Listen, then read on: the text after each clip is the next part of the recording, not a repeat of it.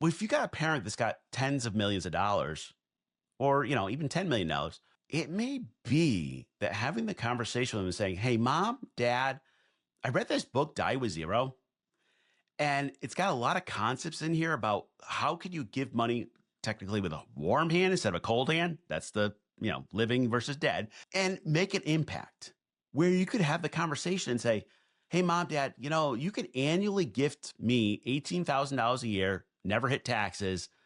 How about we start an annual gifting plan? How about mom, dad, I want to start a business or I want to buy a house or something where $500,000 given to me now is going to mean a lot more than 5 million given to me when I'm 60. Like, we're not there begging for money. Like, that's not the point. But what do you want me to do with the money? And they're probably going to say something like, I want you to live your best life or whatever else it is. Awesome. Then mom, dad, the way you can do that is to help now. And they may just not understand it. And this is where I, as a financial planner or Bree or whoever, can lean in and go, let me talk to you about how this works. Welcome to the Childfree Wealth Podcast, hosted by Bree and Dr. J, certified financial planner. Here we discuss life and finances as it relates to being child-free. This podcast is for educational and entertainment purposes only. Please consult your advisor before implementing any ideas heard on this podcast. Hey, Child Free Wealth listeners. This week, we're doing something different with our podcast. We have actually 2 episodes coming out the same time. And one is we're both planning for parents. One is the broke parents. One is the rich parents. This episode is about the rich parents. Now, you're going to hear, if you listen to both of them, there'd be some similarities, especially around the paperwork and the structures. But then once we find out what's going on, there's a different path to this. This is kind of choose your own adventure. Pick which episode fits you. If you happen to have 2 sets of parents and one's rich, one's broke, you get to listen to both. You might hear some repetitive stuff. That's okay. But we're going to dive into what happens when your parents have money. And I think while some folks listening to this might think your parents having money makes end of life, the estate planning, all caring for them easier, in a lot of ways, it doesn't. It's just a different set of challenges. And I think one of the things that we're finding, when we talk to parents, we find they're either broker than we thought or richer than we thought. There's very little in the middle. And that's why, we're using those terms. They're not perfect, but income disparities exist. And unfortunately, money makes fights. One of my favorite stories on this, one of my colleagues, grandma passed and funeral. Grandma's not in the ground and the family's already going, can I get my check? And I'm like, can we wait until the body's cold? I mean, I'm not trying to be brash about it, but what the hell? It's happened more than once, but it's are you kidding me? And some of that stuff happens. And what happens is people, I think, oh, well, if they have money, it's easier. It's not easier or harder. It's just different. Is that fair, Bree? Yeah, absolutely. It's a lot different because you're still having to take over and really manage and pick up on what was someone else's life. It's just the situation is going to be different, whether or not you're searching for assistance or figuring out what the plan is from your side. Now it's switching to figuring out who their financial professionals were. If they own businesses, what do you have to do? Suddenly, you might be a boss of a business that you have zero interest in being a boss of or running or making sure things are done. The problems are different. They're there. And it's like taking on another job. Yeah. And I don't know. So, Bree, I'm going to make you make a guess. And by the way, a lot of this stuff, we all have our own perspectives and your parents might be different. But do you think the parents who are broke or the parents who are rich are more willing to talk about their money? Which one do you think kind of we've seen this with a lot of clients and I've seen a mix and I'm trying to figure out which one is easier in the conversation. I don't think I have an answer. Yeah, I don't think there is. It's a gamble. I find that oftentimes parents with money are like, I have no money. What are you talking about? I am broke. Or you'll find out when I die. Yeah. You start this conversation with them, you just want to know what's in my inheritance. No, I need to know what's going on as part of the financial plan. And I think the other thing I run into in this world is for some reason, a lot of our clients, if they're inheriting money, kind of pretend like it doesn't exist. They're like, nope, that's not real until it's real. And I'm like, all right. And I'll do the math and I'll I'll take whatever they think they're going to get in this state and kind of cut it in half just to give them some wiggle room. And I'm like, yeah, you just told me that you're going to get $3 million when your parents pass. That's huge. You want me to plan as if you're not getting $3 million? Like, it just doesn't make sense. And they're like, well, but it's not my money yet. And I get it, but it is part of your plan. I take the stance of if it's in a trust, yes. Otherwise, you might be promised something and they might say, just kidding, you didn't follow the rules. It's not yours anymore. I get that. But you got to know what the rules are. Like, and by the way, this is where you get into families and unspoken rules and all that. I mean, the first step is we need to know what is their situation. Bree, I know you love this knockbox. Tell people kind of what that is and how that can help at least figure out what's going on. Hey, Childfree Wealth listeners, it's Bree. I highly encourage you to schedule a Childfree Wealth checkup. During this time, you're going to get a couple of forms to fill out that include your life and financial plan. We'll review them, and then we're going to have a meeting and go through them with you. We're going to give you some advice and things to work on and talk through things to make your finances simpler so your life can be amazing. You can schedule yours by going to our website, childfreewealth.com, and clicking the Schedule Now button. Yeah, I do love Knockbox. So Knockbox is a collection of files and papers, and it's all, pros of it is all pen and paper. Many times parents are pen and paper sort of people. Cons of it, it's not digital, so it can be kind of a pain in the butt if you're like me and like to type things out digitally. But it has papers asking about primary residence, vehicles, insurance, investments, debt, taxes, estate, all of these different things. And it'll ask you questions of where the stuff is. One of the things that when I was doing mine, I didn't even think about, but it says, where's your mailbox at? And if your mailbox is not right in front of your house, that can be kind of be tricky to find it. I went and recently was helping an elderly family member. They just moved. Their mailbox is not in front of their house, and I had to go find it. And the number on the mailbox does not correlate with the number on their house. And I spent a couple times trying to remember what the heck they said for like what box it was, standing out there sticking the key in multiple slots. So having that written down for somebody, because they're not going to know where it's at, can be so incredibly helpful. But it also comes with the file folders you need, and you can put it in a file box. So it's nice, easy to grab.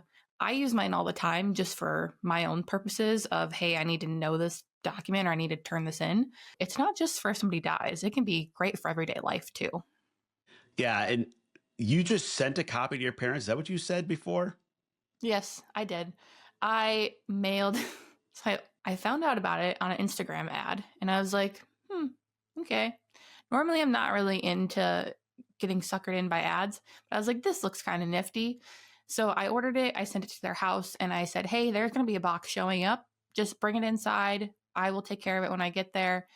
I got there about a week later. I opened it up and I said, congratulations, this is a knockbox. And this tells me everything that is going on with all the stuff you got going on, guys. Please fill it out. For them, that works because I'm just the child who has always just said what I thought. And while it's gotten me in trouble at points in time throughout my life, it also has been very helpful. So they expect that sort of attitude from me of just, hey, here you go, I need this. And they're really good about it. So they went ahead and filled theirs out right away. That is not the approach that everybody takes, though, or should take. You just really need to know your parents. Starting this conversation is going to be awkward. I think if you will, if you need a tip, I always tell people to blame me.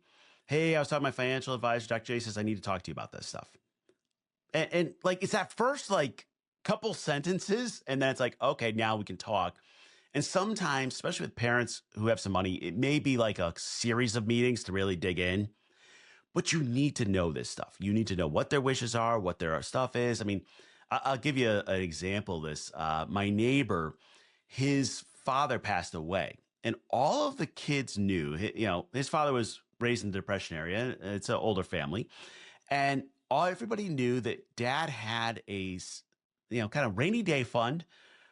He was a Depression era baby, and his rainy day fund was gold coins in the coffee can somewhere. And the family knew probably worth about $250,000 of coins. And actually, in today's dollars of gold, it's probably double that.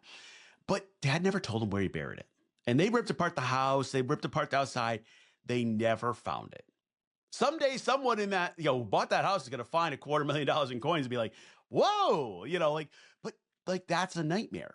And if you go kind of the modern age, the one that's really interesting right now, and there's some legal cases around this, I've got crypto in a cold wallet. Well, if you don't give somebody what the access is to that, that's gone forever. Like these are big things. And you need to know kind of what is your parents' situation, what's their wishes, all that. And I think what ends up happening is in some couples, one of the more interesting things I've seen a lot is kind of the old fashioned or quote unquote old money families.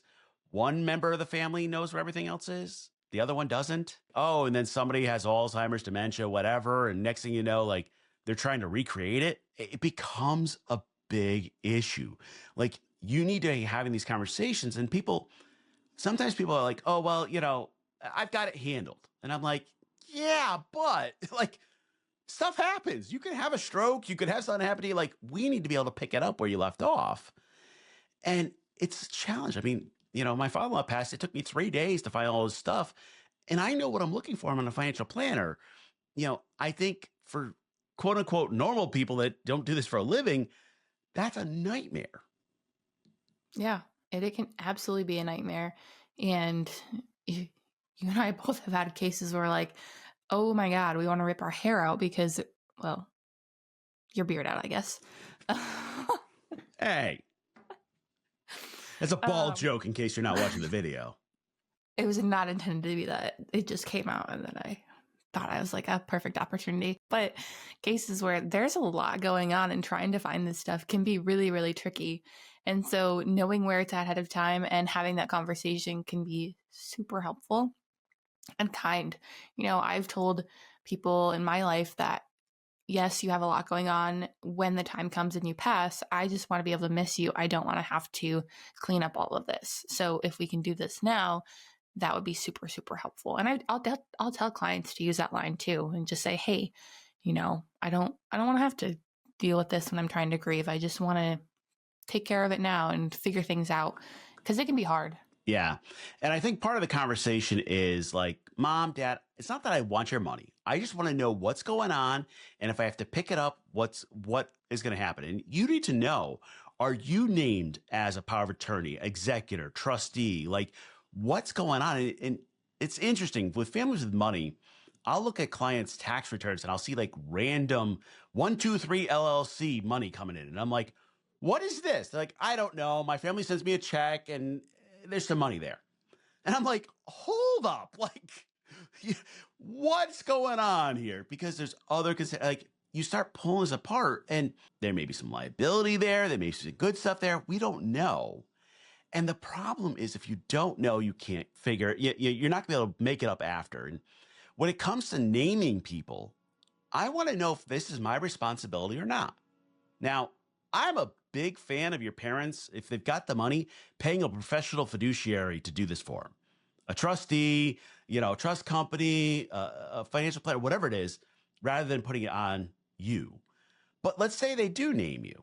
What you need to know is what are your responsibilities? So if your parents name you as trustee, you have a legal fiduciary responsibility to everybody in the trust. That means they can sue you. That's a big deal. But you could also bring in help and different things. I think the nightmare is, oh, well, you and your brother are going to do this together. Co-trustees, I'm like, no, like you're just setting up a nightmare. Like, I don't care. Put my brother first, put me first, whichever, pick one. We need to have like a pecking order. It's okay if one's in charge of medical, one's in charge of financial, whatever you want. The paperwork and the way it's set up can be a big issue. Yeah, that paperwork can be tricky, and knowing who's on there and what it is. And frankly, you might not be named on there and you might not like that, but you got to get over it. That's my input. Like the person setting it up is picking that individual to manage it for a reason. And so you need to trust that that is what they feel is best for them. It might not be what you like, whether you're named on it and you don't want to be, or you're not named on it and you want to be. you got to trust them to make the decision that's best for them. And you got to have the conversation with your parents about it. For example, I've seen some trusts because when you have money, you'll tend to see trusts. And what'll happen is like, oh, they've got like rules around it. Let's call it that. Common one is, hey, if you have a kid that has some drug or alcohol problems or whatever, is they have to be clean in order to get the money. Do you really want to be the one taking your brother for pee tests? No. Sounds like the bottom of my wish list. Well, that's where you pay a professional to fight with them. Because whoever's the trustee is going to get all those phone calls from all the other family members. Well, you blah, blah, blah, blah. And by the way, if you're the family member trustee, you can do nothing right. It's just kind of, no matter what you're deciding, it's wrong. Oh, this person got 2 cents more than this. I'm like, oh, forget it.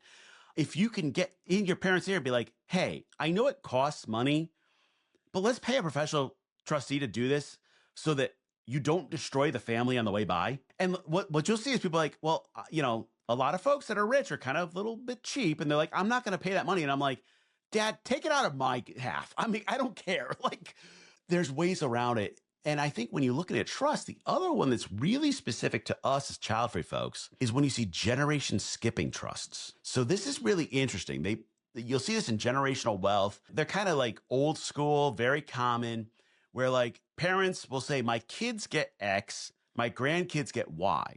Well, what happens when you don't have kids? Does that mean your brother's kids get everything? Or does that mean like your money goes to charity? Like what is going on? And for the soloists, if your parents have a generation skipping trust, you're the only beneficiary. You may be able to go to court and fight it. But we're talking like court battles, money, lawyers, all of that, just to go, hey, I'm never having kids. We need to change this. It's something that's built into it. And I found it so often that I'm like, hey, you need to have a conversation with your parents about this. And people are like, well, but I haven't told my parents I'm child free. I'm like, well, that's a different problem. Time to have that conversation, because once your parents pass, once it becomes an irrevocable trust, it's really hard to change. I'm not going to say impossible, because it's possible, but it's really hard. And, I don't want to be standing in front of a judge trying to prove that I'm going to be child free. Like in this weird political world we're in right now, I could see some issues depending on which state you're in. Oh yeah. And how do you really prove that? Like, here's a copy of my hysterectomy? I don't know. What do you show them? It depends. Yeah. It's a nightmare. And depending on the state you're in, each state has its own weird rules. It's one of those to watch out for. And it's only an issue for people that have a bunch of money and trying to pass on generational wealth. And there's some things around taxes, a whole bunch of things. And the bottom line is, if you have parents who have money, you need to bring in professionals to help you with this. You're going to need estate planners, you're going to need financial planners, other things. Interestingly enough, I've had quite a few parents that have done very well on their own without financial planners. And then you're like, hey, mom, dad, let's go meet with a financial planner. They're like, why? I'm like, because we need to understand this stuff. And I'll have, sometimes our clients will pay for it for their parents, even if they're rich, whatever it is, but they need to understand it. I've also done other meetings where I'll be the financial planner for my client. We're meeting with the financial planner for their parents. We can have a whole set of meetings around it. There are structures, because there's a boatload of tax issues. And I'm not even going to try to tackle them in this podcast, but there's a bunch of things around estate tax planning. There's a bunch of things politically on that, bunch of things by state level that matter. And if you mess that up, the estate tax, the top rate right now is about 40%. And then there's a state tax on that in many states. So half of your estate could go away because of taxes. You gotta bring in professionals. And it's kind of a meeting of the minds. I've had some of those where it's an open book and we're just having a conversation. I've had others where me and their financial planner have a off the record meeting of here's the general things. They don't want to share this with their kids, but here's what they can plan on. That's fine. Just need some clues. Yep. Yeah, it's a huge thing. And one of my good friends, he's also a CFP, and his entire job is he only works with people who are planning for multiple generations who have a net worth of more than $25 million. And I talk to him about their structure all the time. And there's an entire team around bringing it in and figuring it out. But there's also, our side of it where we work with people who don't have kids and aren't planning on to have kids. So how do you just do the top part of it and then not the avoid the generation skipping trusts, because those can create issues. So it's a lot of fun. It is complex, but I like it. I think it's really fun to do. Yeah, it's fun for us. Okay. Yeah. That's a slightly different conversation than you having to have that with your parents. And it's interesting. I have a colleague who works at a trust company, and we were having a conversation, and this trust company's been around for like 125 years or something like that. I mean, forever. And the entire trust company structure is around passing around generational wealth. And I was like, what do you do for your child-free clients? They're like, well, we don't really have a solution. And I'm like, well, that's a problem. And they're like, we know that. Like, we have she gave me an example, like, hey, this one person has, a whole lot of philanthropic stuff they're doing, this and the other. And I said, but are you really addressing this issue? And they're like, we don't really know how. And it's not because they mean anything bad. They literally have 100+ years of experience of passing this money around. Like, they're good at what they do. We're breaking the system. Like, this does not fit. And I think that's where you need to be having those conversations with your parents early on to make sure it makes sense. And I think the other part of this is, as you start having that conversation, it starts filling out your own financial plan. So we've been having a lot of conversations with folks, let's say their parents have $10 million, which, by the way, may sound like a lot of money. It's actually not. When we see rich parents, tens of millions is kind of common. When I talk about income disparities, like, we're talking about far ends. And my favorite example is always like, parent passed away, and next thing you know, like 6 people in suits from this big brokerage firm are coming in to tell you about your money. And they're like, yeah, I'm not working with you guys. But like, dad's been working with them forever.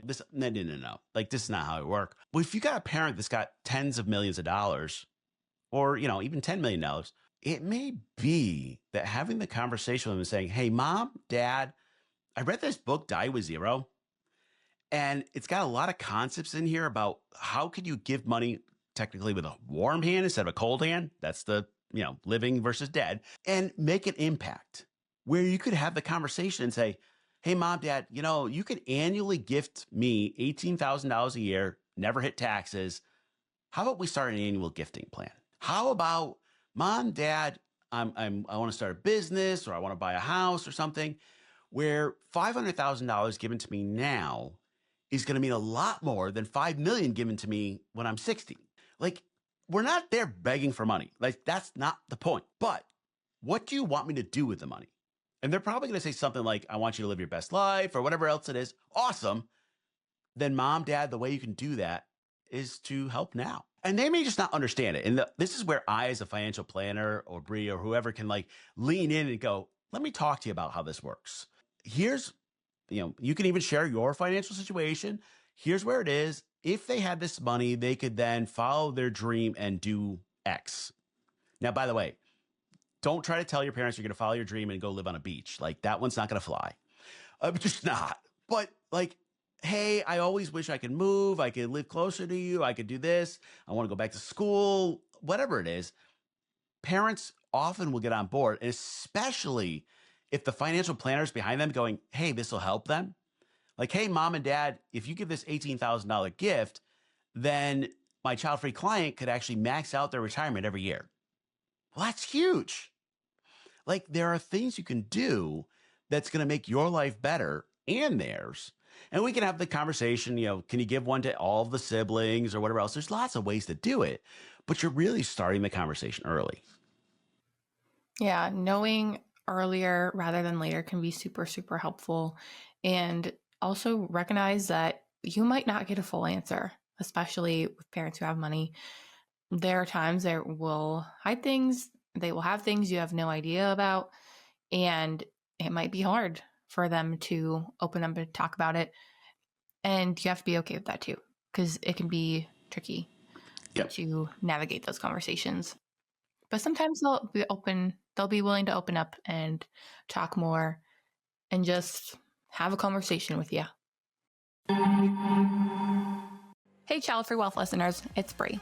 If you haven't already signed up for our newsletter, be sure to get on it, where each week we send out information regarding what's going on in the world of child-free life and finances. You can sign up by finding the link in our description. Yeah, what I find is the first conversation is awkward. Then you'll have a follow-up one.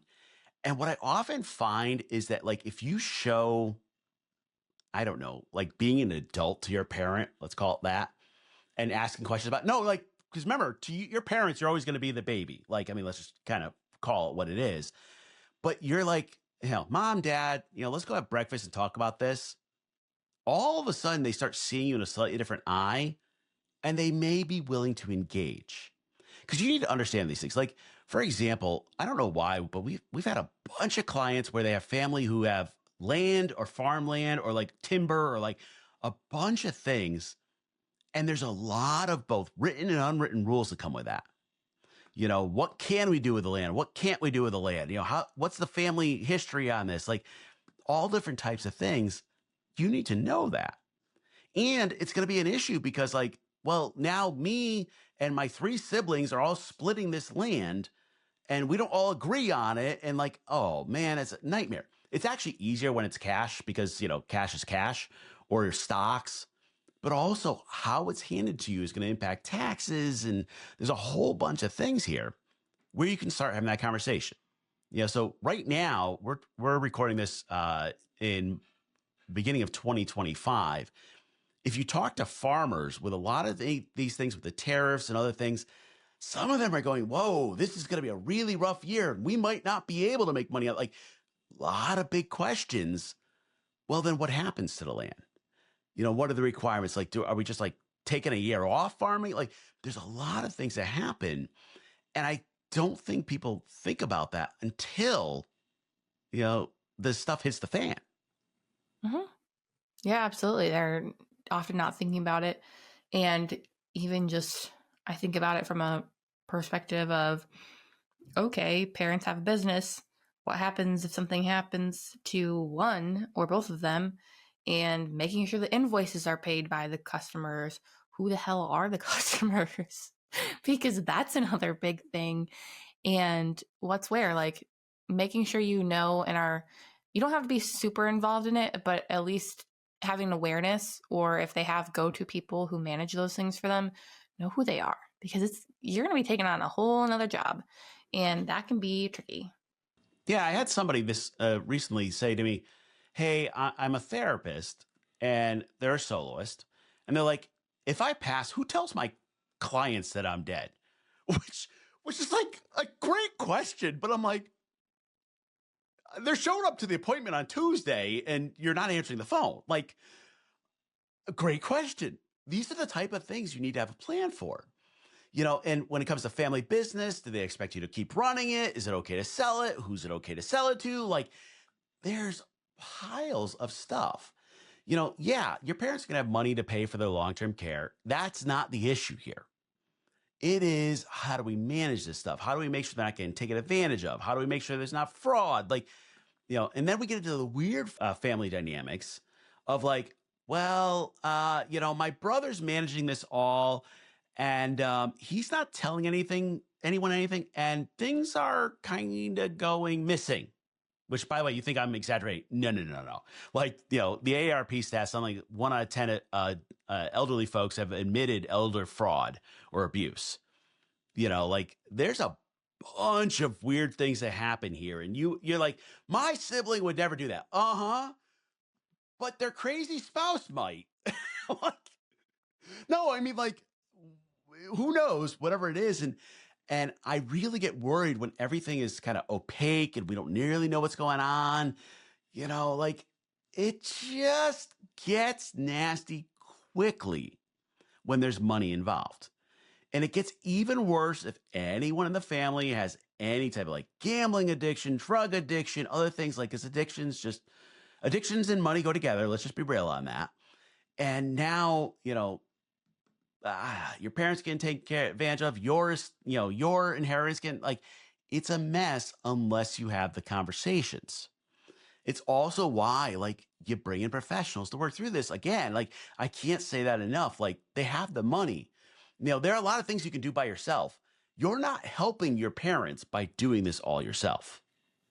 Yeah. And if they have a business and they're doing a lot of things on their own, like you said, it's not just bringing in professionals for managing their trust or whatever that might be, really encouraging them to try and hire individuals who can help in their businesses, or if they own rental properties, because I don't know, I feel like we end up with a lot of people who have parents with multiple rental properties.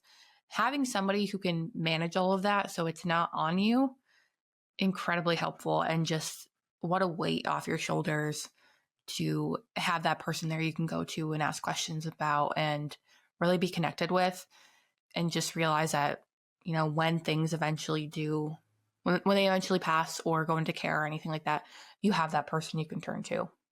And it's also just making a structure, so that, hey, maybe both your parents are healthy, but one of them gets sick and that was the one managing everything, like, can you run it? We've done a lot of work with parents, and I've got some parents where, like, we'll be asking questions months later and still looking for answers. Cause like, I got this check in the mail and I'm like, for what? And they're like, I don't know. It's come every year. And let me like, and there's some old stock certificates, piles of coins, like random things, to the point where, like, I've gone to people's houses. I'm like, all right, let's go sit down, spend a day together and figure this out, which sounds crazy, but it's probably one of the best uses of my time of, like, all right, I'll fly across country and go talk to your parents. And like, it's one of those things where if they've been with advisors, and let's just say the advisors only work on their investments, they're not talking about the taxes and the trust structures and the insurance and all the other stuff. Also, I really worry about those local advisors that people are with, they've always been with, and are being taken advantage of. Yeah, I don't know how many times I've gone into parents' finance and I'm like, yeah, the advisor they're with has been kind of taking advantage of them for a long time, charging them a huge amount of money, and their money's not growing. I saw one recently. Money had been with an advisor for about 10 years. And over the 10 years, it had grown, I don't know, let's call it 50%. Well, if we look at the stock market over the last 10 years, it should have probably tripled. So where's all the other stuff going? And in this case, it was like turning accounts, buying and selling, a bunch of fees. Like, there's a bunch of things there, which technically should be illegal. But this happens all the time. Well, I've known Johnny forever and Johnny will take care of me. And I'm like, Johnny's screwing you. Yeah. Call it out. Yep, that is true. Having some sort of, awareness of what's going on, and having some sort of education at least, can be super helpful to make sure that the work they're doing is beneficial to you and to your parents, and not putting them in a situation where it just kind of sucks to look at. Yeah. And I think because they have the assets, you can build a care team around them. You can build financial planners, accountants, estate planning attorneys. You can pay for aging care managers. You can pay for home renovations. They can move into CCRCs. They can have really nice retirement and long-term care if we plan ahead. But we need to get started early because, we have a whole other episode where we go on a rant about, hey, the one spouse knows everything, and that's the spouse that always happens to have, like, cognitive decline or stroke or something, and, like, just how things fall apart. But, like, you have to get ahead of this for both you and your parent. It's gonna be awkward. I'm just telling you, it is. Money makes things awkward. It's not gonna be a fun conversation. I don't know why, but a lot of families, when they don't have money, they don't really talk about it. You get you'll be fine. I'm like, Dad, that's not the question I'm asking. Like, that I don't really even care if I'm going to be fine. Like, what's going on? How it's going to go? And I think the challenge is, the earlier the better. So you can do that. And you need to look at it both through your lens as a financial plan and your parents. And this is one where you pay the money for a professional. There are many things I'll tell you to do alone. This is not it. If you enjoyed the show, please consider leaving a rating or review. We'd love to keep the conversation going. Please let us know your thoughts wherever comments are available or email us at media@childfreewealth.com. To stay up to date, find and follow Childfree Wealth on social media. If you're interested in working with us, learn more by visiting our website, childfreewealth.com. We'll see you next time.